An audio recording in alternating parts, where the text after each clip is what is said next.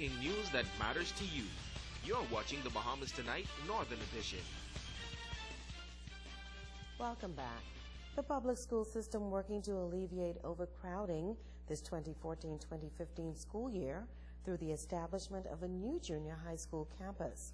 Tonight we take a look at this new institution and what it means for the education system on Grand Bahama.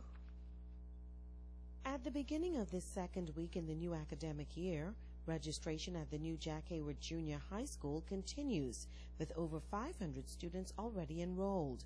Principal Albert Jones says, despite this, school got off to a smooth start at the new campus. We basically started from scratch, and so we were able to move a lot of furniture from over at the senior high to get started here. We had to look at our space and what our volume of students would be, and for the most part we've been able to run the timetable for the 3 days last week. Had full days on Wednesday, Thursday, and Friday, and so today and tomorrow will be the end of a full week of running the timetable. And so far, you know, except for new students that are coming in and some are still registering as we speak, we're going to be able to accommodate the load that we anticipated. We're not short on teachers, we're not short on rooms, and so we just got to make sure we have the furniture and everything to make sure all the bodies have a place. He says there was a great demand for the separation of Jack Hayward High and the junior division. The idea for the school is a long time coming. We were together for 2 years from 7 through 12 over at the senior high campus. And, you know, parents had a lot of concerns about the junior students mingling with the senior students, and we had some issues that I think that this separation would alleviate. Jones believes this move paves the way for academic improvements at the junior level. The new high school diploma, National High School Diploma, is coming on stream. That is going to require students to have, before they reach grade 12, 4 BJCs in order to graduate. And so we're looking at our grade 9s, and we're going to see how close we can come to having as many of those students who would be leaving here and mostly moving on to senior high and basically to Jack Hayward Senior High, to have the requirements for that National High School Diploma before. As the school works towards academic excellence, Jones says there is a safety concern with parents dropping off and picking up their children. In the afternoons, we've been going out front to the parking lot and taking a look at how the traffic is moving, how the children move between the parking lot and their pickup areas. The practice here that was established at the Bahama Catholic High School for students to be picked up and dropped off on the basketball court, where we have a school zone established, but we're looking to see that if we can get some pedestrian crossings put in place, and we want to be able to train our children to move safely through the parking lot to their pickup areas, because there's a lot of traffic coming in. So we're encouraging all parents, all bus drivers, everyone to pick up and drop off inside the gate. The Falcons Boys Club, attached to Tabernacle Baptist Academy, giving back to scores of young men this school term. This past Saturday, the boys received backpacks filled with school supplies donated by 5 local businesses. A representative with Apex International Marketing, Anastasia Simmons, says they were thrilled to assist the Falcons Boys program.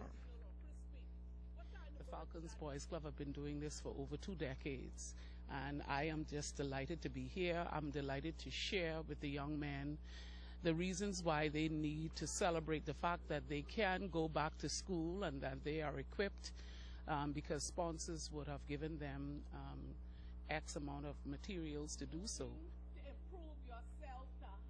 Guest speaker for the event, program coordinator at the Ministry of Youth, Sports and Culture, Carla Brown-Roker, says she is happy to do her part to help nurture young men so that they can become productive citizens.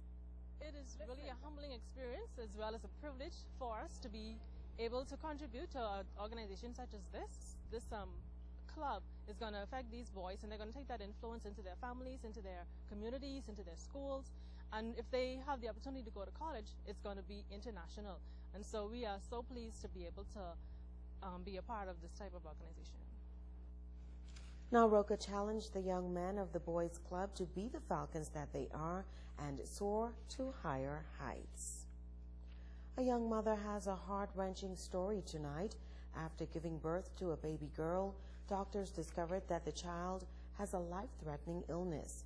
It will take hundreds of thousands of dollars to keep this child alive, and the procedure must be done before the infant turns 11 months.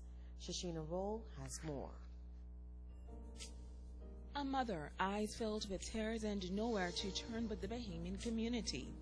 Corey Stubbs says she needs not just Grand Bahama, but the entire Bahamas and anyone with the means to help keep her little daughter, Heaven, here on Earth.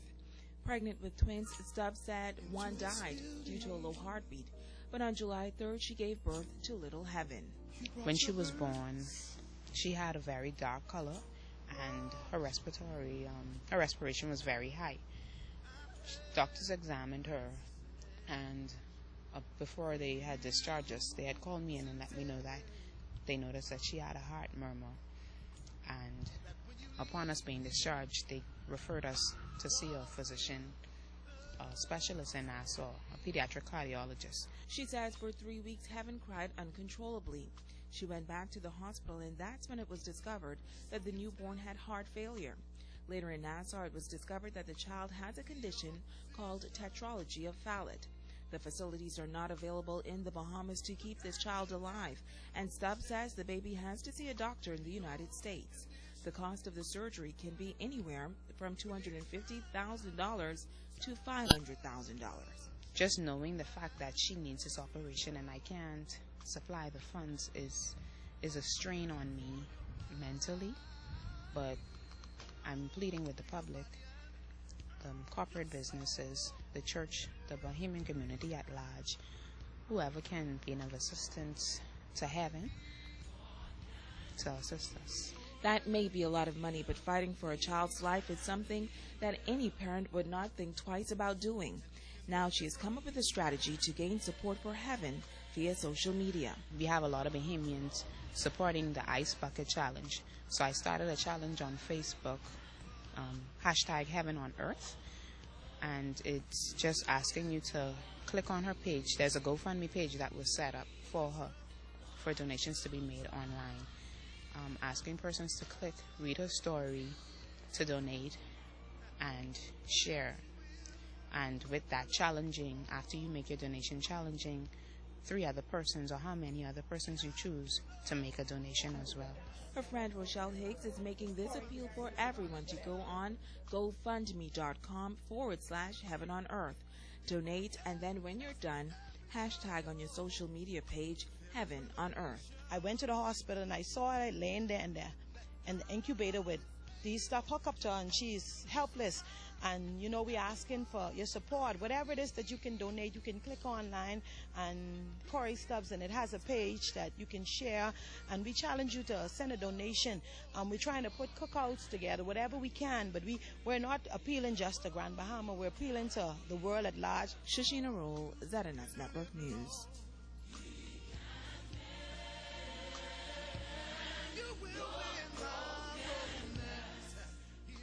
Now you can also help to keep little Heaven right here on Earth by making a donation at Royal Bank, account number 7537988, branch number 05285, or Scotiabank, account number 4923042, branch number 80515. And that's our Northern Edition tonight. On behalf of the entire team, I'm Ricardo Lightborn. I'm Sabrina Brown. Thank you for watching. Good night.